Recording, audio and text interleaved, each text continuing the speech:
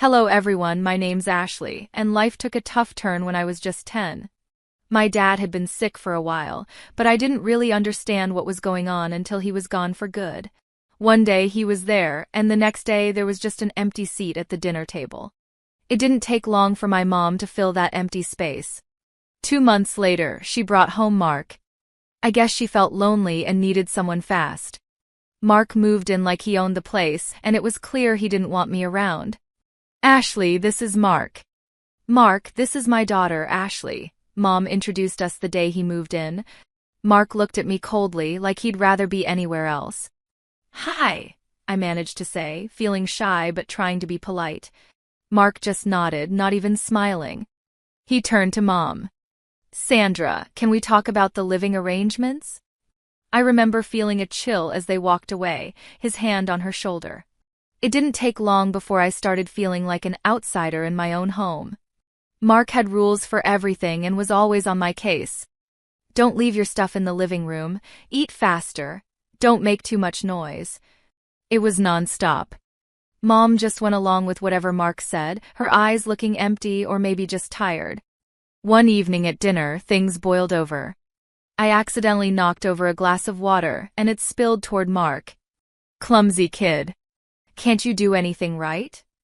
Mark snapped, jumping up as the water splashed on his pants. Sorry, Mark, it was just an accident, I stammered, feeling my face heat up. Sorry doesn't clean up messes, Ashley.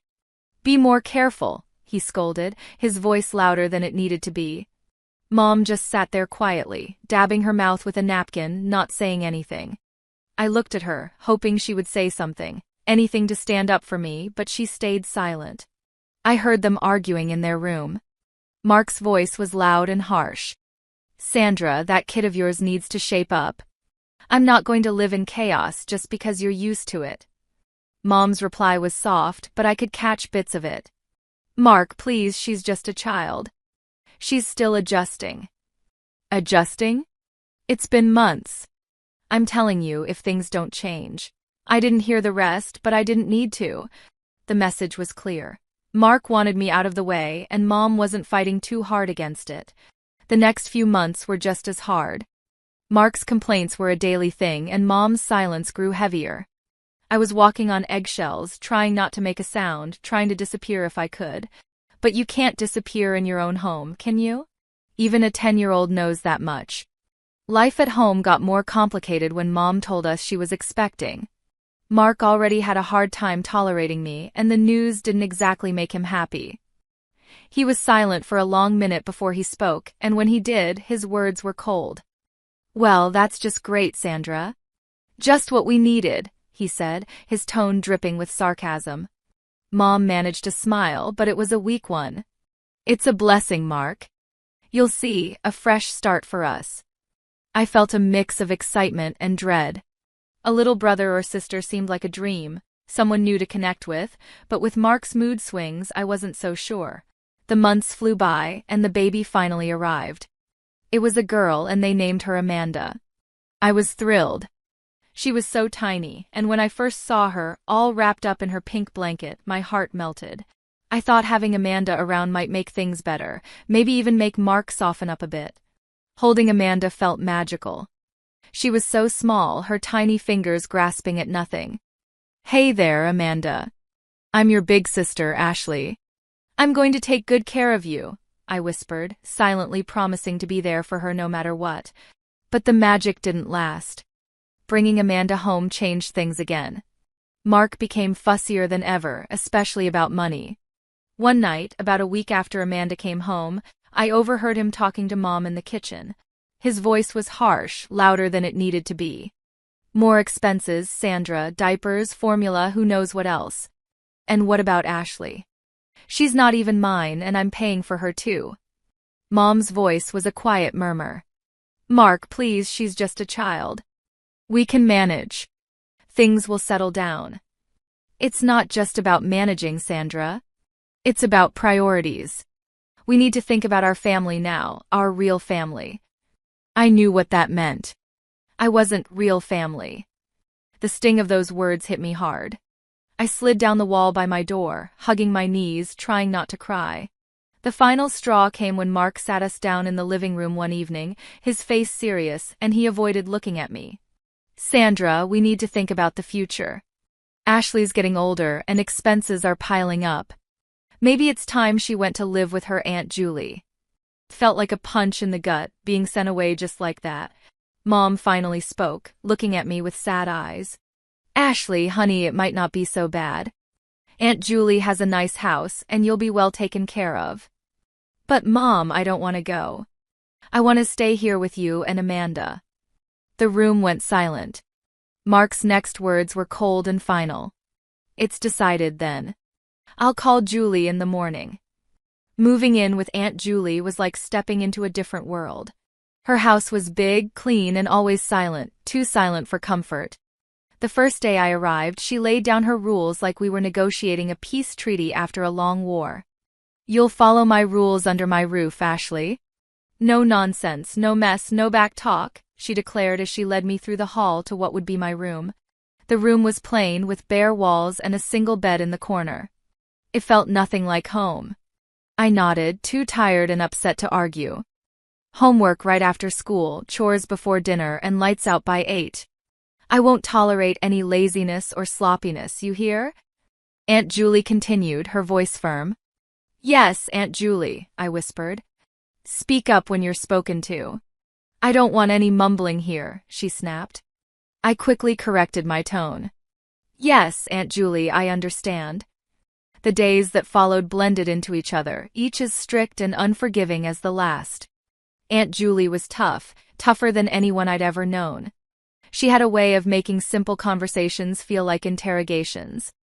Homework was a battlefield too. If I got a B instead of an A, Aunt Julie had sharp words for me. You can do better than this. Your laziness won't fly here, she'd scold, even though I'd spent hours poring over books.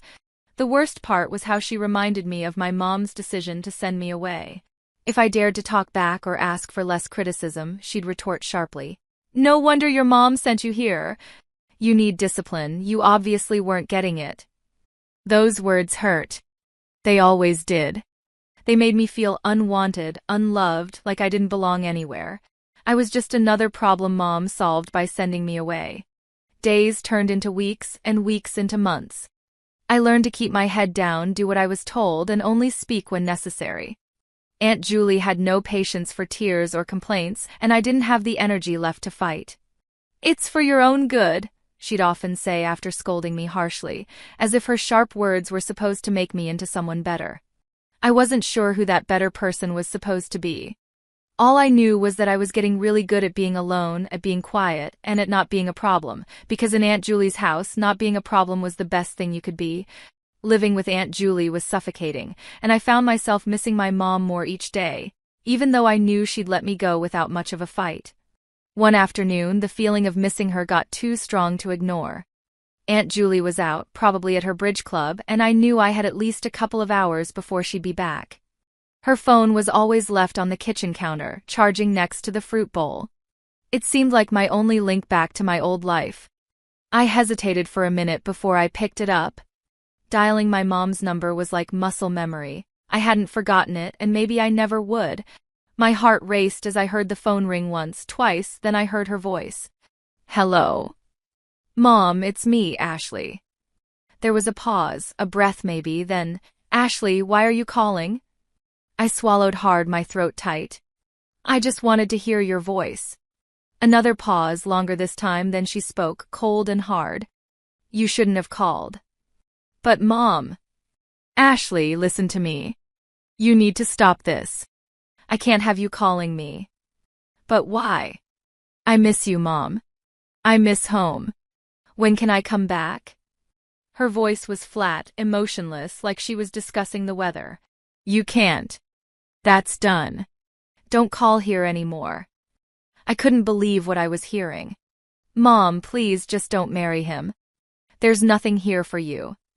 Goodbye, she said, and then she hung up. The line went dead. The silence in the kitchen was overwhelming. I felt my hands shake as I put the phone back on the charger. The finality in her voice broke something in me. She didn't want me. She really didn't want me anymore. Tears blurred my vision as I stumbled to my room. I closed the door softly, not wanting to make any noise that might hint at my rebellion. I sat on the floor, my back against my bed, and let myself cry. The room felt smaller than ever, like a box slowly closing in on me. I heard the front door open and close, and Aunt Julie's voice called out, "Ashley, you better have finished your chores." "Yes, Aunt Julie," I called back, quickly wiping my eyes with the back of my hand. I didn't want her to see any signs of weakness. Weakness wasn't allowed here. I went to the kitchen to help with dinner, acting like nothing had happened, but inside I felt different, emptier, more alone. Mom's final words kept playing over and over in my head. That night, Aunt Julie found the call log on her phone. Her face twisted into a scowl as she stormed into my room, her voice a harsh whisper that cut through the quiet. "So you took my phone to call your mother? Thought you'd go behind my back?" I froze, feeling the blood drain from my face. I just wanted to hear her voice. Aunt Julie laughed, a harsh, grating sound. "And what did that get you, huh? She doesn't want you, Ashley. Even you can't deny it now." Her words were like ice, chilling me to the bone. She grabbed my arm, her grip tight and painful. "No more phone. No more pity parties. You're here because she doesn't want you. Remember that." The punishment was severe. More chores, stricter rules, and the cold shoulder from Aunt Julie, who made sure I felt just how unwanted I was every day after that. Aunt Julie's house had become a prison, each day dragging on heavier than the last. It was clear I was nothing but a burden to her, a nuisance she put up with only because she had to. But even that thin thread of obligation snapped one chilly morning, a year into my stay. "You're packing your bags today, Ashley," Aunt Julie announced over breakfast, her voice stern and final. I stared at her, my spoon halfway to my mouth. "What? Why?" "Your mother stopped sending money." "No money, no reason to keep you here," she replied bluntly, sipping her coffee as if we were discussing something as trivial as the weather. I felt a cold dread settle in my stomach. "So what happens to me now?" She shrugged, a cold, dismissive gesture. "Not my problem. You can go live with your grandmother. If she won't take you, then it's the orphanage." The thought of going to an orphanage terrified me, but the mention of Grandma sparked a tiny flicker of hope. I hadn't seen her since I was little, barely remembered her, but surely she wouldn't turn me away. Packing my bags felt surreal, like it was happening to someone else. I was packing up my life at Aunt Julie's, each item a reminder of the year I'd lost. Aunt Julie drove me to Grandma's house, and the car ride was silent except for the hum of the engine. When we arrived, the house was smaller and cozier than Aunt Julie's big, imposing place. Grandma was waiting at the door, her expression unreadable. "This is Ashley, your granddaughter," Aunt Julie said, not bothering with any pleasantries. "I can't keep her anymore. Sandra stopped paying." Grandma looked me over, her eyes sharp but not unkind. "I see. Come in, Ashley." Aunt Julie didn't stay long. With a brief nod she left, her duty to me discarded as easily as she had gotten rid of me. Inside, Grandma's house was warm and filled with the scent of cinnamon and something sweet baking. It felt welcoming, a stark contrast to Aunt Julie's cold, sterile environment. "You'll be staying in the guest room. I suppose we'll need to sort out some more permanent arrangements," Grandma said as she led me down the hall. The guest room was small, with a window overlooking the garden. It felt safe, a feeling I hadn't associated with a place in a long time. "Thank you, Grandma," I said quietly, still unsure of my welcome. She nodded. "We're family, Ashley. You belong here more than anywhere else." Over the next few weeks, I adjusted to life with Grandma. It was different. She was strict, but there was a kindness to her rules, a gentleness in her reprimands. "You need to do your chores, Ashley. Everyone contributes here," she would remind me, but her tone was patient, not harsh. "Yes, Grandma," I would respond, grateful for her fair approach. Living with Grandma, I began to heal. I found comfort in the quiet routine of our days, the peaceful nights, and the steady rhythm of life that was so different from the chaos with Aunt Julie. The months passed, and on my 19th birthday, Grandma made a decision that would change everything. Over breakfast, she slid an envelope across the table to me. "Take a look at this, Ashley," she said, her voice carrying a mix of seriousness and warmth. I opened the envelope and pulled out some official-looking papers. What's this? It's adoption papers, Ashley. I want to adopt you, make things official, so no one can ever make you feel unwanted again, she explained, watching me closely for my reaction. I felt a lump in my throat. Really, Grandma? You mean it? Yes, I do. You're not just staying here, Ashley. You're my family, and it's time we made that clear to everyone else, too. 2 weeks later, it was done. We went to court, and I officially became Ashley Bennett. With a new sense of belonging that I had longed for since Mom sent me away, and with Grandma's support, I finally felt like I was home. I began looking forward to the future, and Grandma encouraged me to focus on my studies, especially science, which had always fascinated me. You've got a sharp mind for it, Ashley. You could go into medicine. How would you like that? She suggested one day as we were going over some of my school projects. I'd love that, Grandma.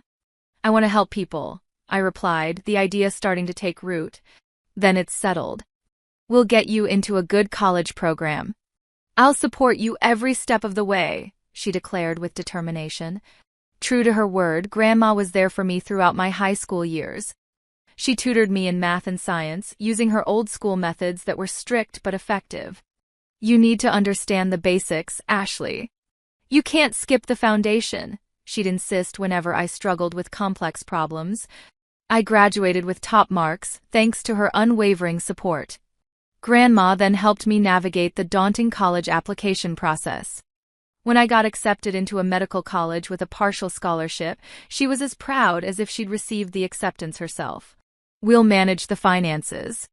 Don't you worry about that, Grandma said when I fretted over the costs. You focus on your studies and become the best doctor you can be. Medical school was tough but fulfilling. I was drawn to oncology, the branch of medicine that deals with cancer.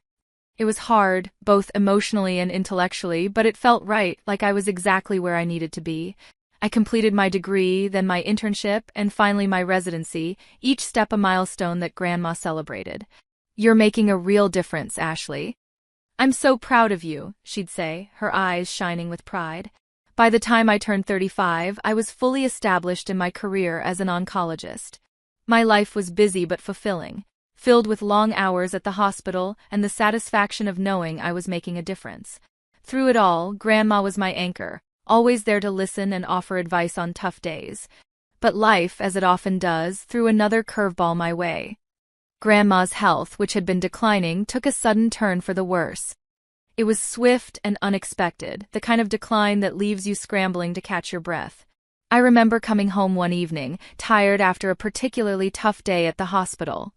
Grandma was sitting in her favorite armchair, looking out the window. Her voice was weaker when she called me over. Ashley, come sit with me for a bit, she said, patting the chair next to her. I sat down and took her hand in mine. It felt fragile, like it could break with too much pressure. I'm not going to beat around the bush, she started, her tone serious.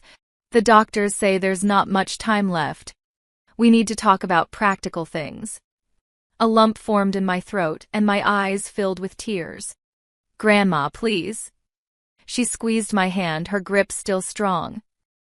No tears now, Ashley. We've got things to sort out. You need to be ready. The next few weeks were a blur of doctor's visits, late nights, and legal paperwork.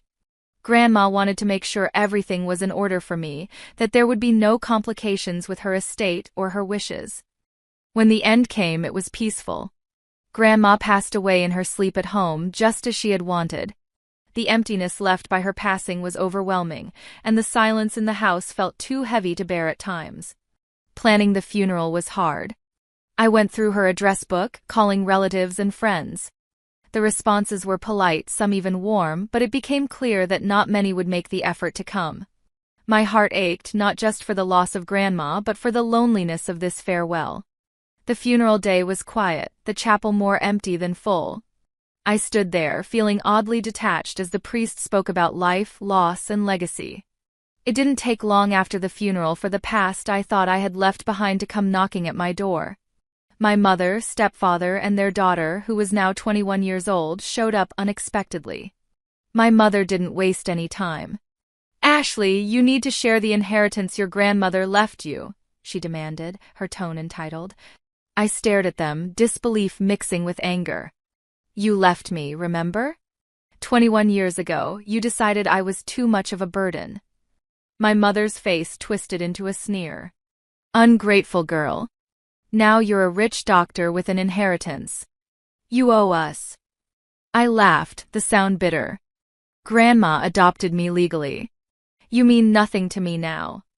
The shock on her face was almost comical. My stepfather, ever the bully, leaned in. You're going to regret this, Ashley. As they left, I slammed the door behind them, the click of the lock sounding unusually satisfying. Standing there, my back against the door, I felt a mix of relief and renewed determination. A few days after their visit, I was at work when I got a call from a neighbor. Ashley, it looks like your family's at your house again. They've been bringing in furniture. It looks like they're moving in or something. When I pulled into the driveway, seeing their car parked out front made my stomach turn. I walked in to find my mother, stepfather, and stepsister unpacking boxes in the living room, acting like they owned the place. What are you doing? I demanded, trying to keep my voice steady. My mother turned around, feigning surprise. Oh, Ashley, we're just settling in. After all, this is family property. No, it's not. This is my house, legally left to me by Grandma. You need to leave now. My stepfather stepped forward with a smirk on his face. Make us. We're family, and we deserve a part of this house. I could feel the anger rising inside me. You haven't been family for over 21 years. You can't just come here and claim what's mine. My stepsister, who had been watching from the side, finally spoke up. Come on, Ashley, don't be so heartless. We're just asking for what's fair. Fair? I laughed, the sound sharp and bitter. What's fair about abandoning a child? What's fair about only showing up when you think there's money to be had? They had no answers, just scowls and muttered curses. I'm calling the police, I declared, pulling out my phone. My mother tried to stop me. You'll regret this, Ashley. I've regretted knowing you for years. This is nothing new, I shot back as I dialed 911. The police arrived quickly. I explained the situation, showing them the legal documents proving my ownership of the house and Grandma's will. The officers were firm. You need to leave, one of them told my mother and stepfather. This property doesn't belong to you, and if you don't comply, you'll be moved forcibly. My stepfather glared at me, his anger clear, but there was nothing he could do. This isn't over, Ashley, he threatened as they gathered their things. Oh, but it is, I replied, my tone cold and final. After they were gone, I walked through Grandma's house. Each room was filled with memories, each corner a testament to her love and the life she had built here, a life she had fought to pass on to me. Standing in her favorite spot by the window, I made a promise, not just to her but to myself. I would not let the bitterness of the past tarnish my future. I had fought hard to become who I was, and I would continue to fight to honor legacy.